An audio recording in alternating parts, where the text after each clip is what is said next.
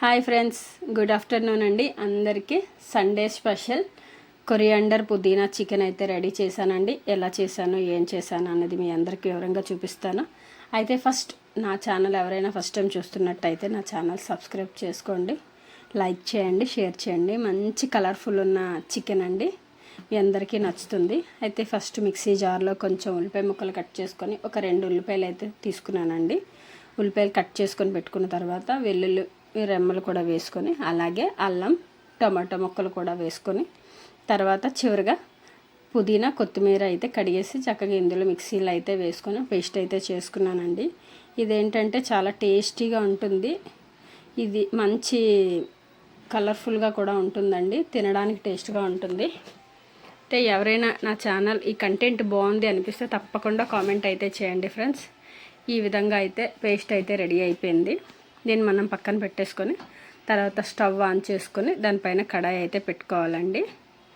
దానికి oil heat చేసుకొని సరిపడేటట్టు oil అయితే తక్కువగానే వాడుకోవచ్చు. చికెన్ కర్రీకి పెద్ద ఆయిల్ అయితే ఎక్కువ యూజ్ అవ్వదు.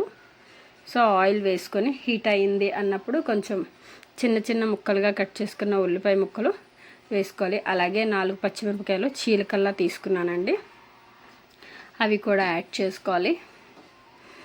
ఈ గ్రేవీలా మనకి ఇది అన్నంలో రైస్లోకి బాగుంటుంది. తర్వాత గారెలు కానీ ఏవైనా టిఫిన్లో అయినా చపాతీలోకి కూడా చాలా బాగుంటుందండి. మంచి గ్రేవీ వచ్చిన కర్రీ.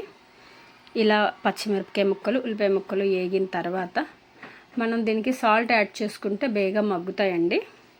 ఇవి ఫ్రై అయినప్పుడు లైట్గా ఫ్రై అయితే సరిపోతుందండి, మరీ ఎక్కువ ఫ్రై అవ్వాల్సిన అవసరం లేదు.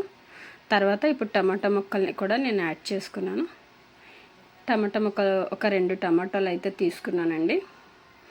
అరకిలో చికెన్కి ఒక 2 టమాటాలు, 2 ఉల్లిపాయలు, ఫ్రైకి ఏమో 2 ఉల్లిపాయలు, పెద్ద సైజు ఉల్లిపాయలు ఒక 2 పేస్ట్కి రెడీ చేసుకున్నాను.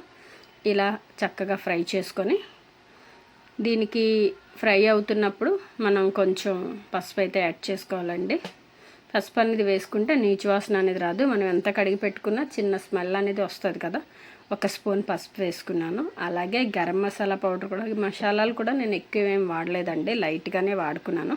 1 స్పూన్ గరం మసాలా పౌడర్ వేసుకున్నాను.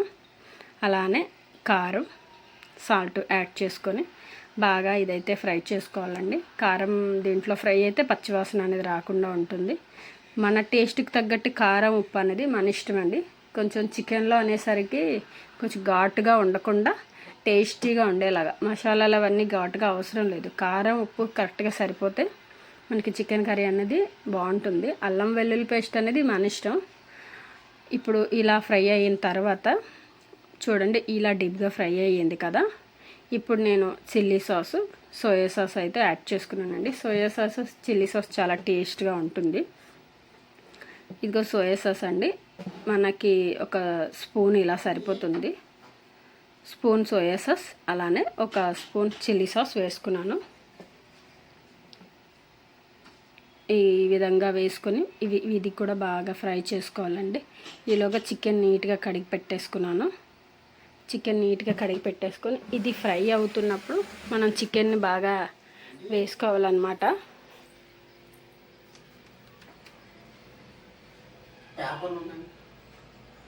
ఫ్రై చేసుకున్న తర్వాత ఇలా ఫ్రై అయిపోయిన తర్వాత ఇప్పుడు చికెన్ కడిగేసి పెట్టుకున్న చికెన్ ముక్కల్ని, అరకిలో చికెన్ అండి, నీట్గా వేసుకొని ఫ్రై అయితే చేసుకోవాలి. బాగుందా ఫ్రెండ్స్? చాలా టేస్టీగా గ్రేవీగా వచ్చిన ఈ చికెన్ కర్రీ మీ అందరికీ నచ్చుతుందని అనుకుంటున్నాను. ఇలా ఫ్రై చేసుకున్న తర్వాత మనం సరిపడే కారం కావాలంటే యాడ్ చేసుకోవచ్చండి, సరిపోతుంది అంటే అవసరం లేదు. నాకైతే సరిపోయింది కారం. బాగా ఫ్రై చేసుకొని వీటికి చూడండి ఇలా వచ్చింది కదా. వాటర్ అయితే ఇప్పుడు మనం ఆ పేస్ట్ అనేది కడిగేసి పక్కన పెట్టుకున్నాం కదా, ఆ నీళ్ళు పోసుకుంటే సరిపోతుందండి. చికెన్ పేస్ట్ తయారు చేసుకున్నాం కదా, చికెన్కి అల్లం వెల్లుల్లి పుదీనా అవన్నీ కలిపి వేసుకున్నాం కదా, ఆ పేస్ట్ ఇందులో వేసి బాగా ఫ్రై చేసి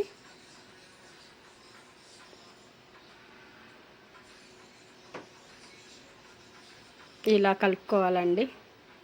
ఇప్పుడు ఈ వాటర్ని బాగా ఫ్రై చేసిన తర్వాత మొత్తం మిక్స్ అయిపోవాలి. మిక్స్ అయిపోయిన తర్వాత ఈ పేస్ట్ చికెన్ కర్రీలో బాగా మిక్స్ చేసేలా ఫ్రై చేసుకొని ఇప్పుడు సరిపడేటట్టు వాటర్ అయితే యాడ్ చేసుకోవాలండి.